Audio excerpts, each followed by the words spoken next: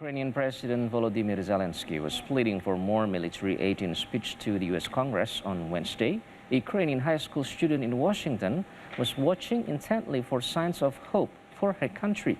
VOA's Caroline Presutti watched the speech with a 16-year-old Ukrainian teenager and her lost mother.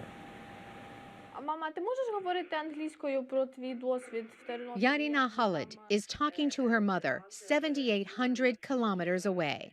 First floor. Her mother is in Ternopil, in western Ukraine. Having just returned from a bomb shelter, she is sewing covers to camouflage Ukrainian tanks from the Russians. Yarina is spending a year at an American high school as a Ukrainian scholar. Wednesday morning, she and her host mom, Christine Delaney, watched Ukrainian President Volodymyr Zelenskyy address the U.S. Congress from Kyiv. Is this a lot to ask for, to create a no-fly zone over Ukraine to save people? While President Biden Wednesday announced an increase in American military aid to Ukraine, his administration says establishing a no-fly zone would put the U.S. military in direct conflict with Russia. It seems to me like they are deeply afraid of provoking Russia, as they have been for many years since Russia has invaded Georgia. Knowing the war will continue despite this speech, both women tear up. Watching scenes provided by Zelenskyy, showing civilian carnage in cities they recognize.